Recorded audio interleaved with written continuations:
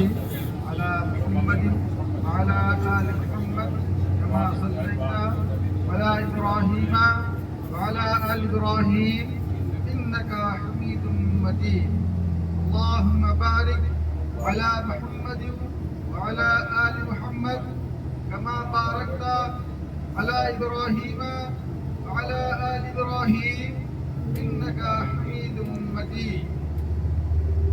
اور جیسا کہ میں نے بتایا کہ ذات گرامی کی شہر کے زیارت کے لیے نکلے ہیں، ان کا یہ معمول ہوا کرتا تھا کہ جب بھی کہیں سفر کے لیے نکلتے تھے دعائے سفر کا اہتمام کرتے تھے. آئیے ہم سب مل کر کے دعائے سفر پڑھ لیتے ہیں. اللہ اکبر اللہ اکبر اللہ اکبر بسم اللہ توکلت علی اللہ ولا حول ولا قوة إلا بالله العلي العظيم. سبحان الذي سخر لنا هذا وما كنا له مقرنين وإنا إلى ربنا لمنقلبون. میرے عزیز دوستو، میری ماں اور بہنوں، اللہ رب العالمین کا احسان ہے، اس کا کرم ہے، اس کی نوازش ہے، اس کی عطا ہے کہ اللہ نے ہمیں اور آپ کو حرمین کی زیارت کی توفیق عطا فرمائی. اس لیے اللہ رب العالمین کا جتنا احسان مانا جائے، جتنا شکر ادا کیا جائے کم. جب اللہ نے ہمیں اس دولت سے سرفراز کر دیا، اس دولت سے نواز دیا، تو ضروری ہے کہ اپنی زندگی کو سنوار لیں، اپنی زندگی کو بدل ڈالیں، اپنے آپ کو اللہ اور اللہ کے رسول کے حوالے کر دیں. یہ عمرے کا مقصد ہونا چاہیے، یہی زیارت کا مقصد ہونا چاہیے. جسے چاہا در پہ بلا لیا، جسے چاہا اپنا بنا لیا. یہ بڑے کرم کے ہیں فیصلے، یہ بڑے نصیب کی بات. میرے عزیز دوستو، یہاں کی حاضری یہ نصیب والوں کے لیے، پیسے والوں کا نہیں. یہ کہیں کہ ہم اپنے پیسے کے بلبوتے پہ آئے ہیں، ہم بہت مالدار تھے، ہماری تجارت اچھی تھی. پلاؤ ہے اللہ رب العالمین کی طرف سے تحفہ ہے، انعام ہے، سعادت ہے، بختی اللہ رب العالمین کی طرف سے آپ کو یہ بخشا ہے.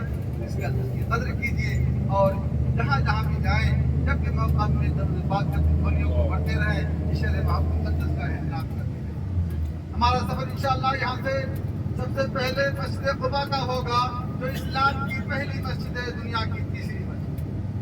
پہلی مسجد ہے مسجد حرام مکہ مکرمہ کے اندر، دوسری مسجد ہے مسجد اقصی فلسطین کے اندر، اور تیسری مسجد ہے مسجد قباء. مسجد قباء یہ اسلام کی پہلی اس لیے کہا جاتا ہے کہ جب اللہ کے حبیب صلی اللہ علیہ وسلم مکہ مکرمہ سے ہجرت کر کے مدینہ منورہ تشریف لاتے ہیں تو اہل قباء کو پتہ چلتا ہے کہ آپ تشریف لا رہے ہیں. اہل قباء آپ کے استقبال کے لیے، آپ کے دیدار کے لیے بے قرار ہیں، بے چین ہیں. اپنے گھروں سے نکل کر کے میدان میں تفریحی دھوم میں آپ کا انتظار کرتے ہیں. یہ آپ الٹے ہاتھ سے بائیں ہاتھ سے مسجد آ چکی ہے، مسجد عثمان بالکل آپ کے پاس سے گزر رہی ہے. دیکھیے آپ کے لیفٹ ہاتھ سے الٹے ہاتھ سے بائیں ہاتھ سے گزر رہی ہے مسجد عثمان. بالکل ہمارا ہاتھ کا اشارہ دیکھتے جائیے. یہ مسجد عثمان حضرت عثمان غنی رضی اللہ تعالیٰ عنہ کے نام سے منسوب. اسی طرح ایک مسجد اور آ رہی ہے آپ کے سامنے لیفٹ ہاتھ سے بائیں ہاتھ سے، مسجد بلال حضرت بلال حبشی رضی اللہ تعالیٰ عنہ کے نام سے منسوب. اوپر سے گنبد خضرا کا نظارہ پیش کرتی ہے. یہ بلال مارکیٹ ہے اور بلال مسجد بھی ہے، حضرت بلال حبشی رضی اللہ تعالیٰ عنہ کے نام سے منسوب ہے. یہ کوئی تاریخی مسجد تو نہیں ہے، لیکن جس طرح ہندوستان کے اندر اگر کوئی مدرسہ بنایا جاتا ہے، کوئی مسجد تعمیر کی جاتی ہے تو کسی نہ کسی صحابی یا صحابیہ کے نام پر تعمیر کیا جاتا ہے. اسی طرح یہ مسجد حضرت بلال حبشی رضی اللہ تعالیٰ عنہ کے نام سے منسوب ہے. لیکن خود حضرت بلال ہیں کون؟ جب اللہ کے حبیب صلی اللہ علیہ وسلم کے مکرمہ میں دین کی دعوت دیتے ہیں تو سب سے پہلے اگر کوئی ایمان لاتا ہے تو حضرت ابوبکر صدیق رضی اللہ تعالیٰ عنہ ایمان لاتے ہیں، اور بچوں میں علی رضی اللہ تعالیٰ عنہ. جب یہ ایمان کی دولت حضرت بلال حبشی تک پہنچتی ہے، وہ بھی ایمان کا گوش میں آ جاتے ہیں، لیکن ان کا ایمان کا لانا ہوتا ہے وبال کے لیے وبال جان بن جاتا ہے. کیونکہ غلام ہوتے ہیں امیہ ابن خلف کے. امیہ ابن خلف جو مکہ کے سرداروں میں تھا، جب وہ جان جاتا ہے کہ ہمارا غلام بلال ایمان لایا ہے، ان کا جانی دشمن بن جاتا ہے، ان کو مارتا ہے، ان کو پیٹتا ہے، ان کو آوارہ بچوں کے حوالے کر دیتا ہے کہ لے جاؤ بلال کو مکہ کی تپتی دھوم میں لٹاؤ، مکہ کی تپتی ریت میں لٹاؤ، شاید کہ اپنے ایمان سے باز آ جائیں. لیکن وہ بلال حبشی جتنا ان کو مارا جاتا، جتنا ان کو ستایا جاتا، جتنا ان کو گھسیٹا جاتا، ان उनके ज़बान मुबारक से यही निकलता था, अहद अहद अहद, अल्लाह एक है, अल्लाह एक है, अल्लाह एक है। मैं बता रहा था कि अल्लाह के हबीब सल्लल्लाहु अलैहि वसल्लम जब मदीने के लिए रवाना होते हैं, बात इस बात की इकरार है, बेचैन है, अपने घरों से निकल करके मैदान में तपती धूप में आपका इंतजार करते हैं। कई दिन गुजर जाता है लेकिन आपका काफिला नहीं पहुंच पा रहा है। उसकी वजह ये होती है कि जमाने में गाड़ियों का साधन नहीं था, सिर्फ पैदल या उनके सवारी का साधन हुआ करता था। एक रोज अल्लाह के हबीब का काफिला पहुंचता है, सहाबा किराम मायूस अपने घरों में मौजूद हैं। एक यहूदी अपने छत पे खड़ा कुछ काम कर रहा था, वो क्या देखता है कि अल्लाह के हबीब का काफिला पहुंच चुका है। वो तो ईमान तो नहीं रखता था लेकिन उसको पता था कि अली कुबा की शख्सियत का इंतजार कर रहे हैं। वो अपने छत पर से ऐलान करता है, ऐ साहब कुबा, इस शख्सियत का तुम इंतजार कर रहे थे, वो शख्सियत आ चुकी है। अहले कुबा भाग के जाते हैं, आपका इस्तकबाल करते हैं, आपका दीदार करते हैं। फिर मस्जिद कुबा के पास एक घर होता है हज़रत रज़ियल्लाहु ताला अन्हु का, वहाँ पर आपका क़याम होता है। एक रिवायत के मुताबिक 14 दिन और एक रिवायत के मुताबिक 21 दिन यहाँ पर आप क़याम फरमाते हैं। उसके बाद अल्लाह रब्बुल आलमीन का हुक्म होता है, ऐ मेरे हबीब, आप यहाँ से मदीना जाए। आपके ज़हन में बात आ सकती है, कुबा भी तो मदीने में है, तो मदीना जाने का क्या मतलब? ज़हन बात आ सकती है। मेरे अजीज दोस्तों और बहनों, 1400 साल पहले कुबा एक छोटी सी बस्ती हुआ करती थी और मदीना जितनी दूर में मस्जिद नबवी शरीफ है, यही पूरा मदीना था।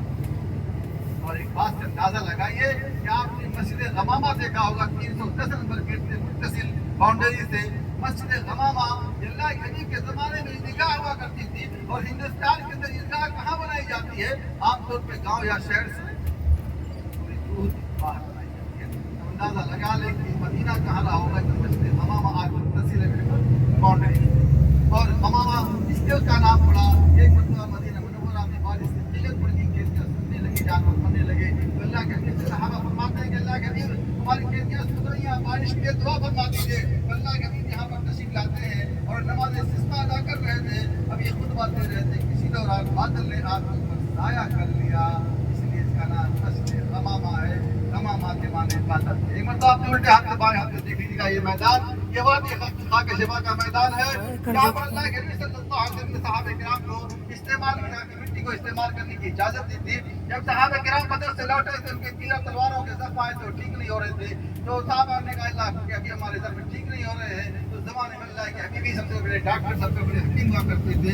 और आपने फरमाया कि इस मैदान में जाओ, यहाँ की मिट्टी का लोहा में धूप में मिलाकर लगाओ तो शिफा पा जाओगे। तो सहाबा किराम ने तो ऐसे किया, यहाँ की मिट्टी को अपने धूप अपने लोहा में जहन में मिलाकर लगाया तो ऐसा ठीक हो गया, ऐसा ठीक हो गया, गोया जख्म दाढ़ी में। यहाँ की मिट्टी में से उठाने की इजाजत नहीं है, लेकिन उहद के मैदान में जब शोहदा पे जाएंगे इंशाअल्लाह सलाम पेश करने के लिए, और तो वहाँ पे सब चीज़ें मिल जाती हैं। खाके से पाया, राजमिट्टी है, मरियम बच्चा है, पुदीना बना, जो मदीना मुनव्वरा का बहुत मशहूर पुदीना है, सब वहाँ मिल जाता है। तो इंशाअल्लाह जब वहाँ पहुँचेंगे तो किसी भाई बहन की किसी चीज़ की जरूरत होगी तो आपके ख्वाहिशात का एहतराम किया जाएगा और वहाँ पर दिला दिया जाएगा इंशाअल्लाह। हम मस्जिद कुबा पहुँचने वाले हैं, जिसके बारे में मैंने बताया कि अल्लाह के हबीब सल्लल्लाहु अलैहि वसल्लम ने इरशाद फरमाया, मन ततहहर फी बैतिही सुम्मा अता मस्जिद कुबा व सल्ला फीही सलातन कान लहू काजिर उमरा। जो शख्स पाक साफ होकर के मस्जिद कुबा आएगा, 2 रकात नमाज अदा करेगा, उसका अजर, उसका सवाब एक मकबूल उम्रे के बराबर का सवाब है। कितनी देखिए मस्जिद कुबा आ चुके हैं।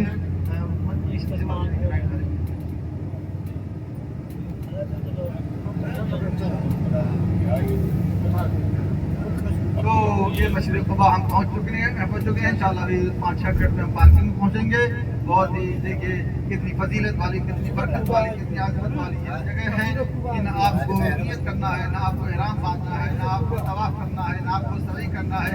सिर्फ 2 रकात नमाज का अजर सवाब, एक मकबूल उम्रे का सवाब है। कभी जब चलिएगा तो भाई की क़यादत में हमारा काफ़िला चल रहा है, आपकी रहनुमाई कर रहे हैं। आप उनके जिस तरह आपकी रहनुमाई करें, आप उनकी इजाज़त को कबूल कीजिएगा, इधर उधर न भागिएगा।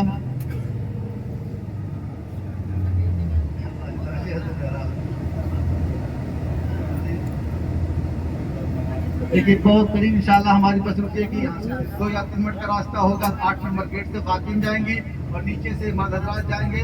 बहरहाल उतरने के बाद आप अपने बस का नंबर जरूर देख लीजिए।